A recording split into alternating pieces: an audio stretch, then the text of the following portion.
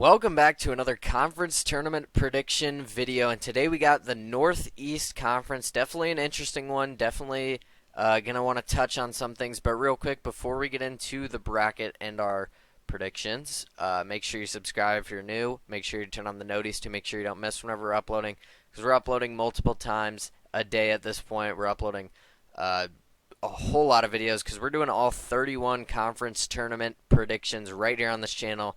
So again, make sure you subscribe if you are new.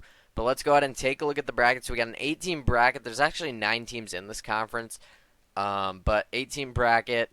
And starting off with the first matchup, Central Connecticut taking on Lemoyne. I think this one's pretty easy. Central Connecticut actually has a top 100 defense overall, and I think Lemoyne is one of the worst teams in all of Division One. They are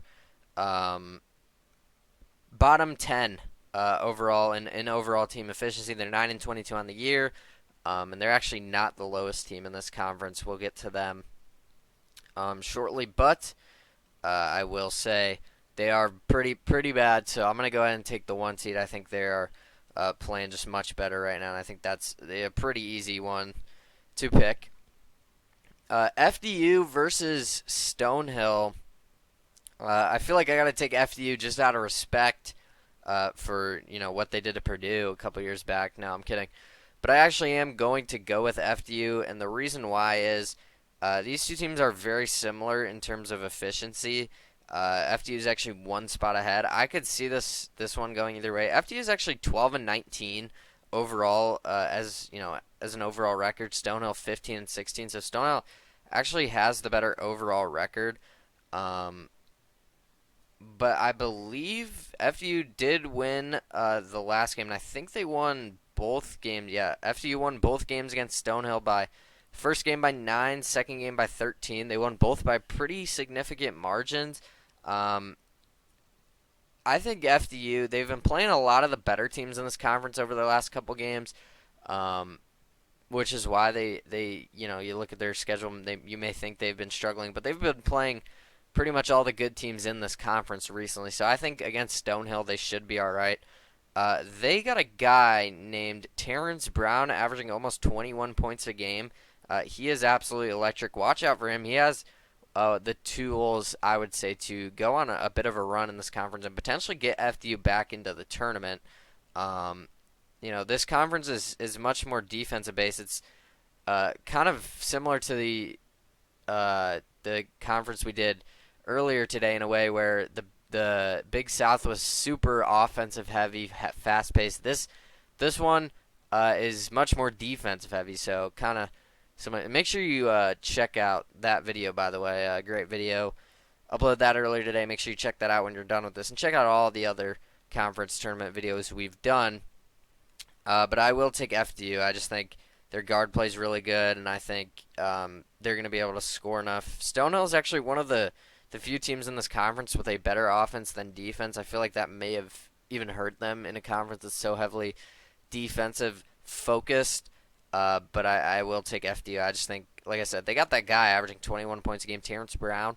I think that's a good sign. So I'm going to take FDU over Stonehill. Moving on to the 2-7, Long Island versus Chicago State. This one is about as clear as the 1-8. Chicago State is actually, you could argue, worse than Lemoyne. I mean, Chicago State ranks 360 overall out of 364. They are a bottom 5 team in KenPom. They're 4-27 on the year. They have one of the worst offenses in the country, bottom 3, by the way, and their defense isn't much better. So I'm going to take Long Island. They're getting hot at the right time, by the way. They are looking much better as of recently. So I'm going to take Long Island. I think, I just don't think Chicago State will be able to score over 50 points, if I'm being honest, in this game. And then the final matchup, St. Francis taking on Wagner. Now, this one is definitely interesting. I think both these teams are pretty evenly matched. I want to say they split in the regular season, but I may be wrong about that. No, Wagner actually won both games in the regular season. These were both very close games. The thing about Wagner is they have one of the worst offenses in all of Division One. And they are very low in KenPom. They're a bottom 20 team in KenPom. and like I said, a bottom four offense, almost as bad as Chicago State's offense. The thing about Wagner is their defense is much better than Chicago State. Um, St. Francis isn't anything special. They have a top 300 offense, which is all right, but their defense struggles as well. By the way, Wagner, besides some playing against like Division II schools, they had two games that I'm not counting in this.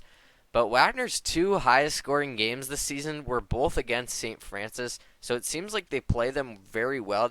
When these two teams play, it's always a close game. Wagner won the first game 70-68 in double overtime. Wagner won the second game 68-66.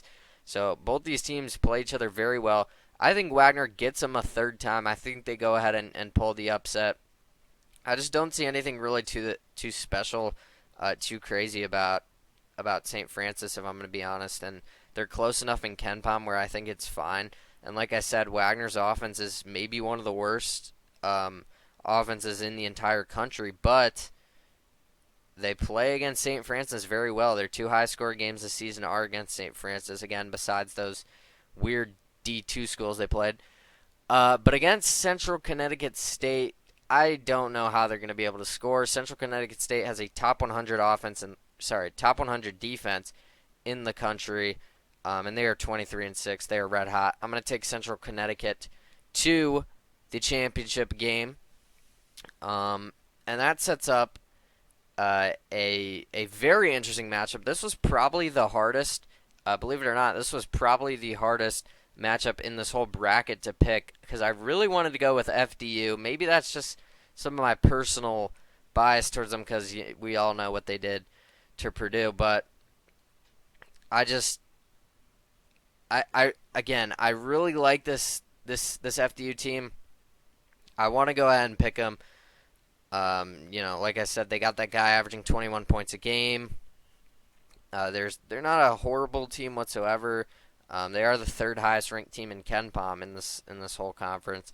But I think Long Island is just playing too good right now. I think they're figuring things out. FDU has lost 4 of their last 5, and again, it was against the good teams in this conference. But I don't know. Long Island's playing really good right now. They've won 6 in a row, and their defense is actually very solid. I just worry how much will FDU be able to score. Now, maybe that guy can put them over the hump. That guy they got. But I don't know. I don't know if Terrence Brown's enough. Maybe he is, but they've only got 2 guys averaging over 10 points a game. Now, granted, again, Brown's averaging almost 21, but I think Long Island has enough defensively. They have almost a top 100 defense as well. Granted, their offense is pretty rough. Actually, a bottom 3 offense in the country, but I think their defense is enough. Sorry, not a bottom 3, a bottom 10 offense in the country, but I think their defense is enough to get them to the championship game, and that'll set up a defensive battle here. Central Connecticut taking on Long Island. I think these are by far the 2 best teams. I think this conference is kind of a 2-team race, although you could make the argument to me that it's a 1-team race. I think there's a clear favorite, again, kind of similar with the Big South. I think Central Connecticut is just going to run away with this conference. They've won 12 games in a row. They're 14-2 in conference, 23-6 overall. These are the only 2 teams over 500 in this conference. This conference is pretty rough if we're being honest. They only have 2 teams in the top 300 in KenPom. That is very bad. Only 1 team inside of the top 200. That's Central Connecticut State at 173. But they're not positive in KenPom at all. I mean, they're 23-6. They're a decent team. Like I said, number 85 in defense is very strong. And, I mean, offensively, they're better as well in terms of Long Island. Long Island at 283. They're almost 110 spots ahead of Long Island. I just think, honestly, I just think they have too much. They're playing too good right now. Now, both these teams are hot, so this is kind of why I think. And they did split in the regular season, so I could see both of them won the road game. But the game that Long Island won was much closer than Central Connecticut, the game Central Connecticut won. And yeah, I just think Central Connecticut very solid guard play. Their two top scorers are both guards. I mean, I just think they're running away with this one. I mean, I don't know how Long Island's going to be able to score. Number 354th ranked offense compared to the 85th ranked defense. Don't love that. And I know Long Island's defense is much higher than Central Connecticut's offense, but it's not that much. Yeah, I just think they're too hot right now. I think they're running away with this conference, like I said. But that is going to do it for the Northeast Conference Tournament predictions. Let me know who you guys got. I think it's a two-team race, but maybe I'm wrong. Maybe you got FDU, maybe you got St. Francis. Let me know down in the comments. Love to talk down there. But make sure you subscribe if you're new. Turn on the noties to make sure you don't miss whenever we post. Because, like I said, we're doing all 31 conference tournament prediction videos here in the next 2 weeks. So, yeah, very exciting time to be on the channel. And not only do we do college basketball content, we do college football, NFL, NBA, MLB. So, again, if any of that interests you, go down there, hit that subscribe button. We're trying to hit 1,000 by the end of the year. I think we can do it, but, one sub at a time. So, yeah, that would be greatly appreciated.